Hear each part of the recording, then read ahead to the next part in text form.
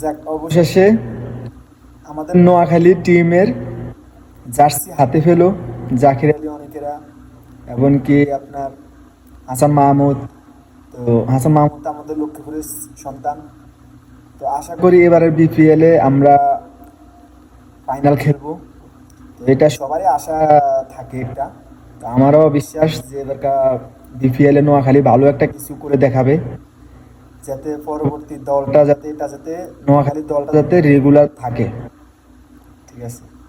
তো এবারকার এই যে টিম ডিরেক্টররা জাকির আলী অনেকে কইছে শুধু উড়াই দেওয়া লাগে আর কি।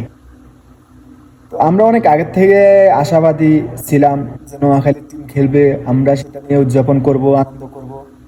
তো শেষ পর্যন্ত নোয়াখালী দল আসছে। প্রথম থেকে তো মানে নামগন্ধ ছিল না। নোয়াখালীর দলের জন্য আবেদন করছে, পরে আবার ক্যান্সেল করে দিছে। বিসিবি কি মনে করে আবার আবার তাদেরকে সুযোগ দিছে, জানি না এগুলা কেন হয়েছে।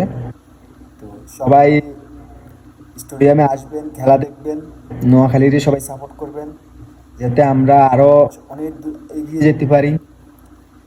তো সবাই একটু সাপোর্ট করবেন, মাঠে আসবেন, মাঠে আসি খেলা দেখবেন, যাতে আমরা ফাইনাল খেলতে পারি। এটাই সবার কাছে চাওয়া আর কি।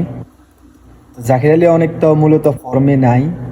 তো আশা করি এবারকে বিপিএল দিয়ে ও ফর্মে আসবে, কারণ ও একটু সুইংগাম একটু কম খাইলে হবে, ও তো প্রচুর পরিমাণ সুইংগাম খা। তো আশা করি সবাই পারফরমেন্স করবে, এবং অনেকে আছে, সুমো সরকার আছে, তারা যদি পারফরমেন্স করে তাহলে হয়তোবা সেটা সম্ভব। আর যদি না করতে পারে তাহলে আর সেটা আশা করাটাও বোকামি হবে।